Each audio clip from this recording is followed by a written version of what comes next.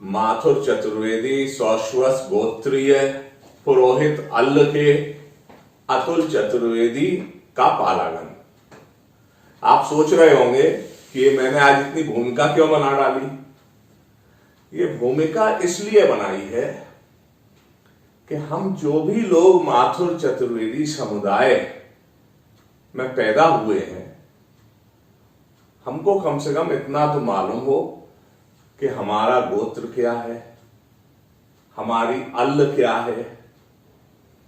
इससे एक अपना ऐतिहासिक कनेक्टिविटी महसूस होती है और अपने इतिहास के विषय में मालूम होना कोई गलत बात भी नहीं है।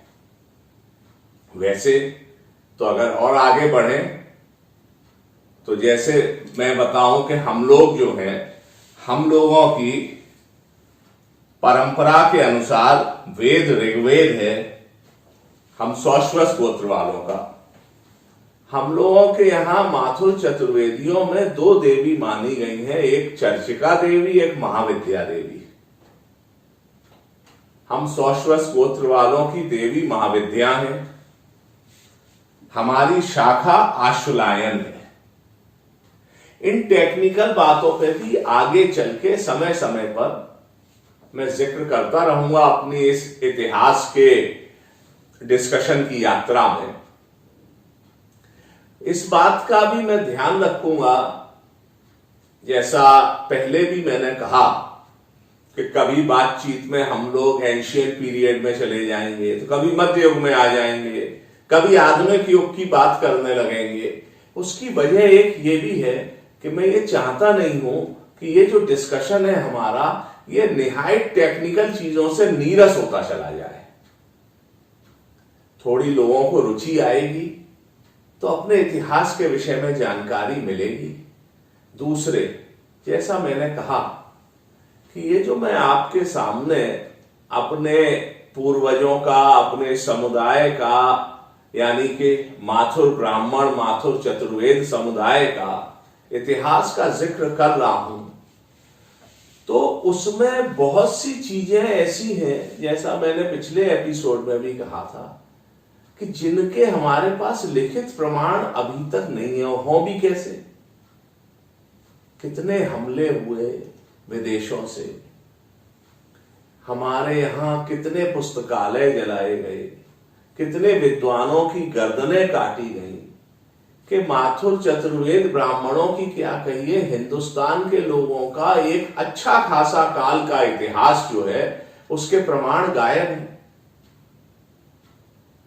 कहीं दूसरे देश में जाके देखिए तो उन्होंने अपने म्यूजियम बना रखे हैं, एक से एक अच्छे म्यूजियम है। चाहे आप इजिप्ट का काहिरा म्यूजियम देखिए, इंग्लैंड में लंदन में म्यूजियम उनके 2-3 हैं, वो देखिए, फ्रांस में पेरिस में लूव म्यूजियम देखिए। हमारे यहाँ यद्यपि म्यूजियम है, मथुरा में भी बौद्ध कृतियों का म्यूजियम है, लेकिन एक हमारे सतत इतिहास को बताने वाला संग्रहालय हम बना ही नहीं पाए। बनाते कैसे?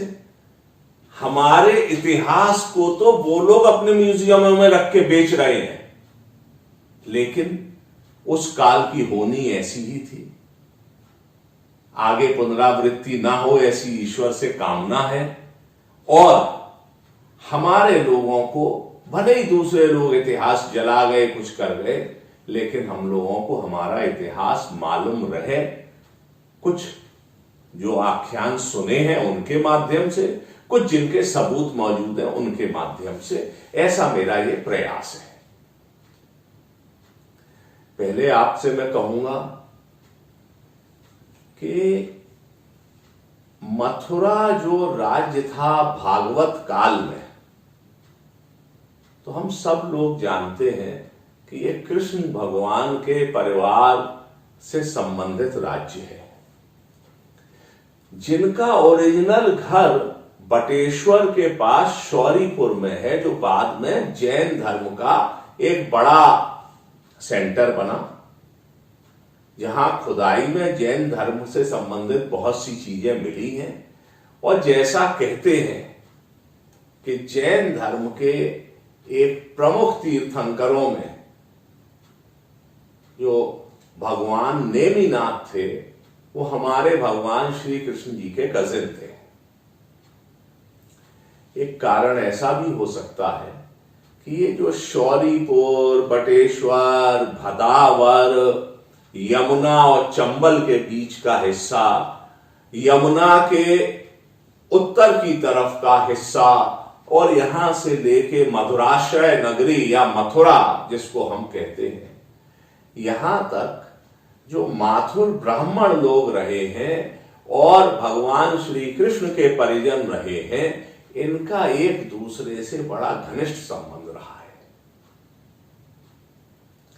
ये एक कारण ये भी है कि जैसा मैंने पहले भी जिक्र किया कि जब कंस के यहां मल्ल युद्ध की बात होती है तो ये तो आप सबको मालूम होना चाहिए कि जो माथुर ब्राह्मण थे, माथुर चतुर्वेदी ब्राह्मण थे, ये मल्ल विद्या में बहुत पारंगत रहे हमेशा से। मल्ल विद्या मतलब कुश्ती, एक से एक पहलवान हुए हैं।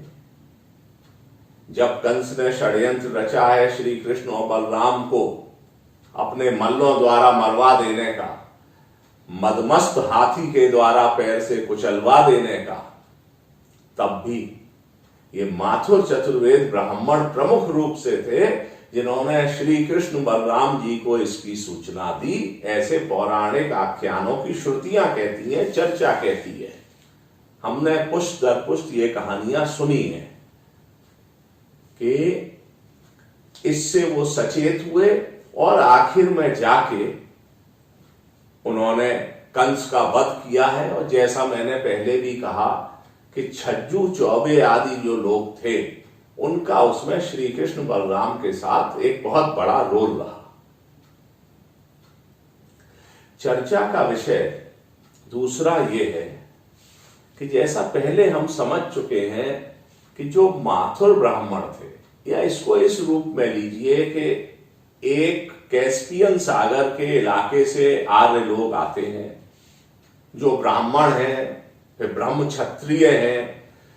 आगे के समय में धीमे धीमे मथुरा नगरी के और आगे चलते हैं। एक जमाना ऐसा भी था जब इन माथुर ब्राह्मणों की दक्षिणी सीमा यमुना नदी हुआ करती थी, किंतु समय के साथ आगे बढ़े और ये जो माथुर ब्राह्मण हैं, इन्हीं में से आगे लोगों ने सामंत काल तक की मैं बात करता हूं, ये बहुत लंबे काल को छोटे में समेट के बात कर रहा हूं कि उसमें जब जाति व्यवस्था होती है, वर्ण बनते हैं, उसके बाद जातियां बनी हैं, तो ब्राह्मणों का भी वर्गीकरण हुआ है।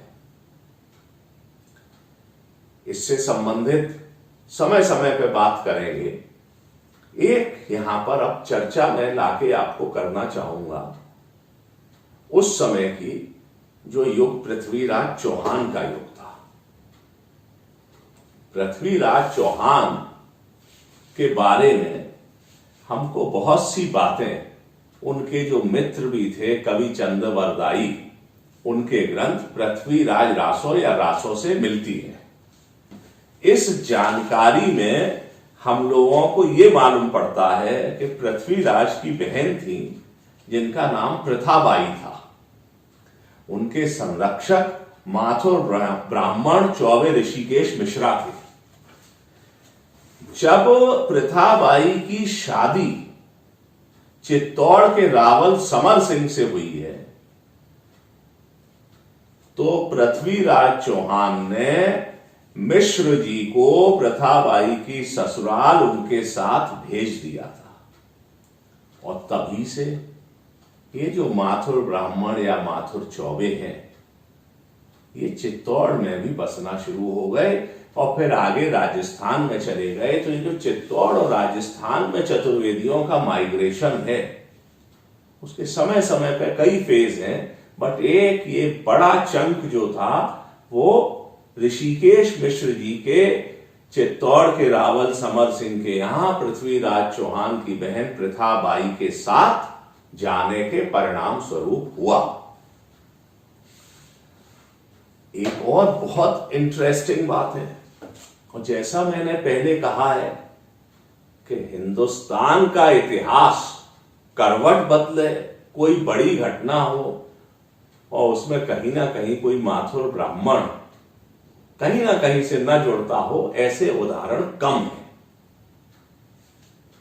हिंदुस्तान के इतिहास में एक बहुत बड़ी घटना थी कि गजनी के महमूद और पृथ्वीराज चौहान, इनका जो युद्ध हुआ है, और मोहम्मद गौरी, गजनी के महमूद में गलत कह गया, मोहम्मद गौरी, ये पृथ्वीराज चौहान को युद्ध में हरा के अपने साथ बंदी बना के और ले गया है।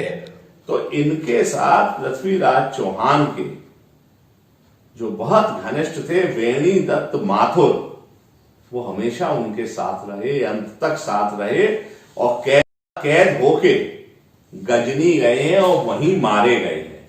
यह है माथुर ब्राह्मणों का, मथुरा के माथुर लोगों का इतिहास। हमारे यहां इतिहास लेखन के पहले के जो थे वो तो ग्रंथ अप्राप्य हैं या बहुत कम है, लेकिन प्रयास हुए हैं। माथुर मान मंजरी विक्रम संवत 1930, माथुर चंद्रोदय विक्रम संवत 1958, माथुर भास्कर, माथुर कीर्ति ध्वज, ये लिखे गए। यहां मैं जिक्र करना चाहूंगा फिरोजाबाद के मास्टर साहब राय साहब पूरनमल का। राय साहब पूरनमल ने, हालांकि ये जब मॉडर्न पीरियड पे हम विधिवत आएंगे तब जिक्र करेंगे, लेकिन एक हल्का सा मैं आपको बताऊंगा कि ये जो राय साहब पूरनमल थे, और ये जो नया 1857 के बाद जो हिंदुस्तान में पढ़ाई का जो नया सिस्टम शुरू हुआ था, उसके पढ़े लिखे शुरुआती लोगों में ये भी थे। इनका जन्म सन 1857 का था। इनके बारे में एक बात जो बड़ी इंटरेस्टिंग है वो ये है कि इन्होंने पहले ये जो माथुर चतुर्वेदियों का पत्र चतुर्वेदी चंद्रिका है, ये बहुत पहले भी प्रकाशित हुआ है, फिर बंद हो गया। यानी कब? 19वीं शताब्दी की बात बता रहा हूं आपको। उसके बाद जब ये चतुर्वेदी चंद्रिका नाम से प्रकाशित हुआ तो इसके संचालक इटावा निवासी श्री राधा रमन डुंडवार थे। इटावा के डुंडवार जी ने यह पत्र चलाया, किंतु कई कारणों से यह बंद हो गया। उसके बाद आगरा के कुछ विद्यार्थियों ने चतुर्वेदी पत्रिका नाम से पत्रिका का प्रकाशन का भार अपने ऊपर लिया। उसमें इसके मुख्य लेखक मुन्ना लाल मिश्र जी, प्यारे लाल जी, मनोहर दास पांडे जी, खरगजीत मिश्र आदि थे। इसका संपादन श्रीयुत लोकमन दास मिश्र, जो हिंदी नॉर्मल स्कूल आगरा में अध्यापक थे, करते थे। ये पत्रिका भी बहुत दिन नहीं चल सकी।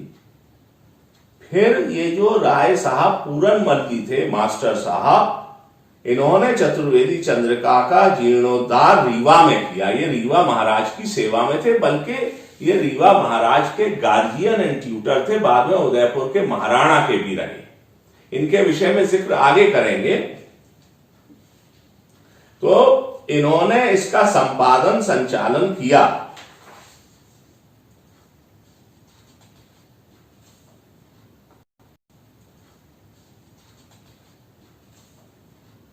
इसके बाद ये पत्रिका फिर बंद हो गई है, फिर चली है। इसका फिर जो 20वीं सदी का है डेवलपमेंट, उसको हम बाद में जिक्र करेंगे, लेकिन हम आपको यहां केवल इतना बताना चाहते हैं कि 19वीं सदी के उत्तरार्ध में चतुर्वेदी लोग इतने सजग थे कि उन्होंने अपने समाज की पत्रिका के संचालन के कई बार प्रयास किए। इटावा से किए, आगरा से किए और रीवा तक से किए गए। इसके बाद अब मैं आपसे उस बात पर वापस आता हूं जो मैंने शौरीपुर, बटेश्वर, भदावर क्षेत्र का जिक्र किया।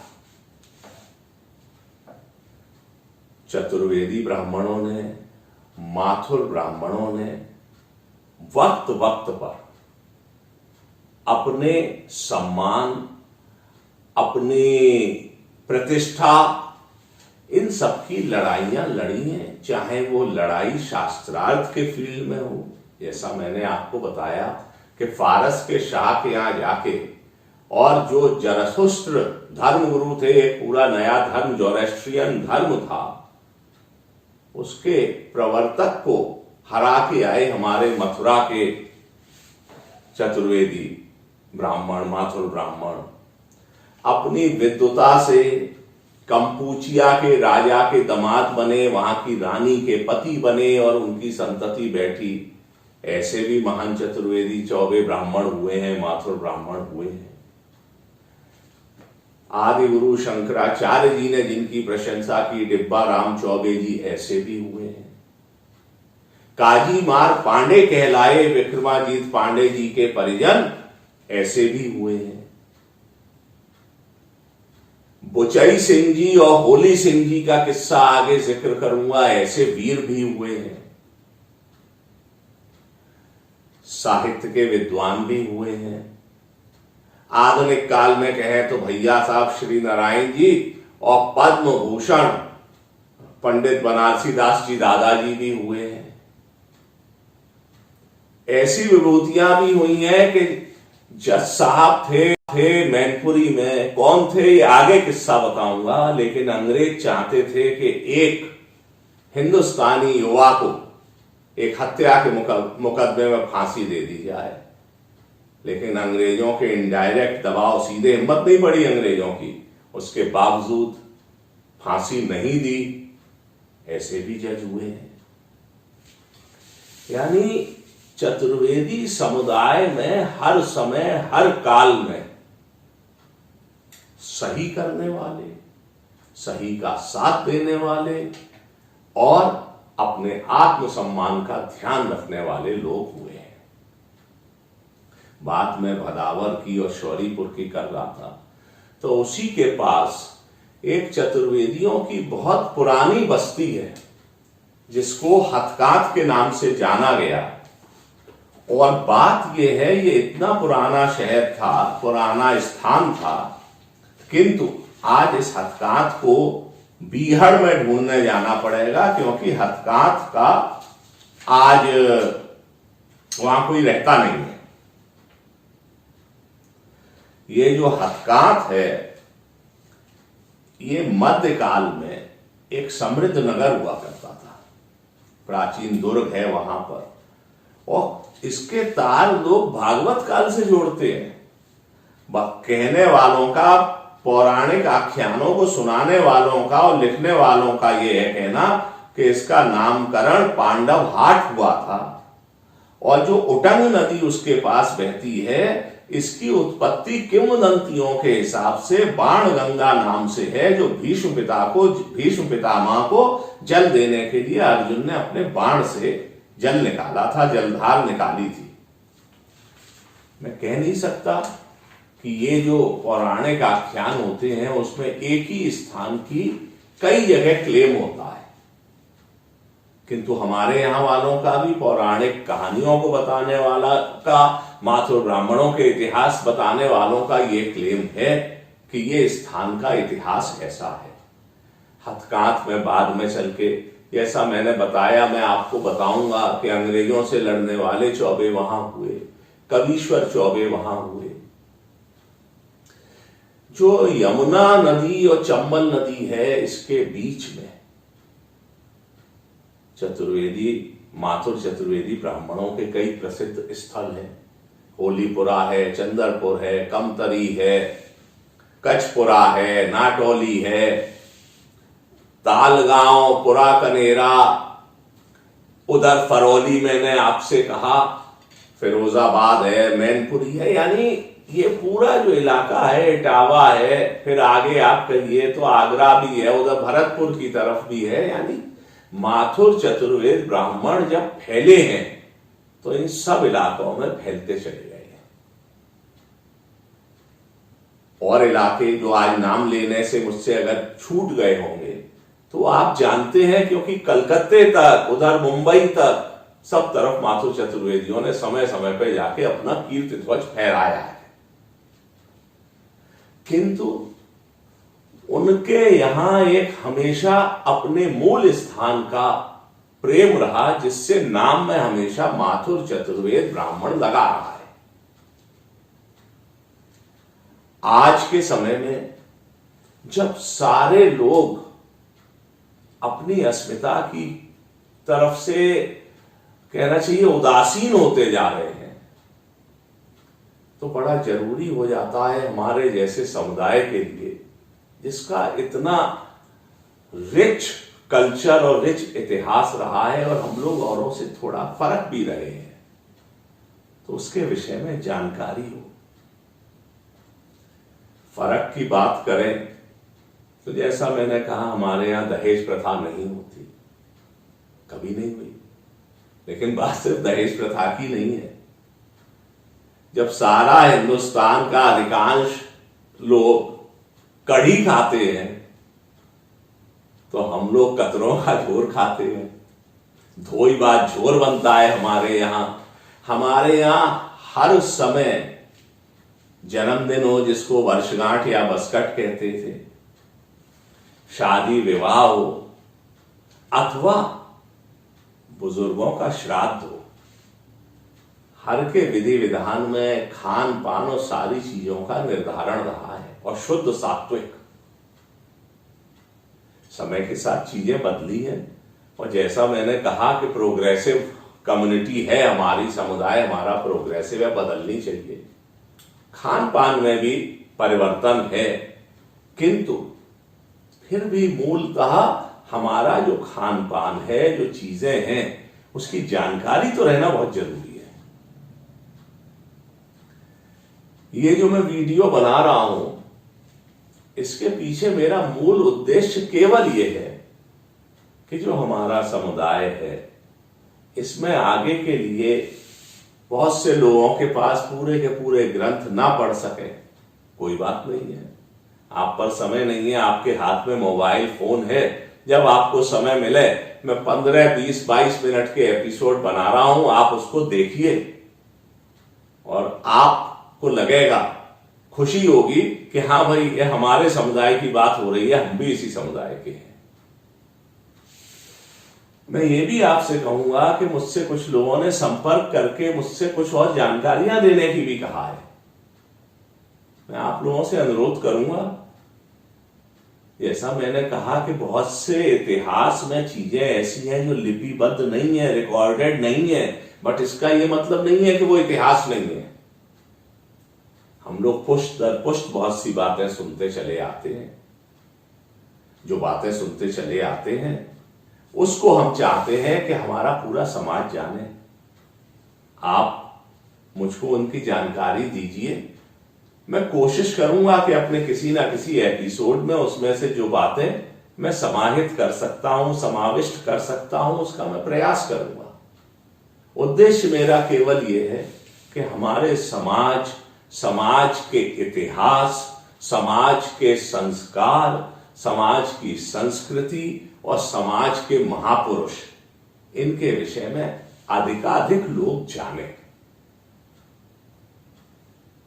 मैं उम्मीद करता हूं कि आज का एपिसोड देखने के बाद कम से कम हमारे कम्युनिटी के नौजवान अपने यहां पूछेंगे जरूर कि हमारा गोत्र क्या है, हमारी अल्ल क्या है।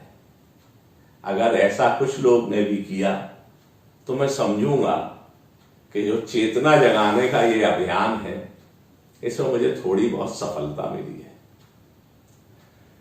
जिक्र बहुत सी बातों का करना है, बहुत से किस्से हैं, बहुत से ऐतिहासिक तथ्य हैं जो समय समय पर इस वाचन वाली श्रृंखला में आपके सामने लाऊंगा। आज के लिए मैं इतने ही पर अपने ये डिस्कशन समाप्त करूंगा। अगले शुक्रवार अगला एपिसोड लेके आपके सामने फिर आऊंगा, और उस एपिसोड में कुछ चतुर्वेदियों के अंग्रेजों और मुगलों से भिड़ने के और किस्से होंगे। कुछ चतुर्वेदियों की विद्वता की भी चर्चा होगी, और हमारे इतिहास की और बातें भी होंगी। तब तक के लिए आप मुझको आज्ञा दीजिए। आप सभी को मेरा पालागन।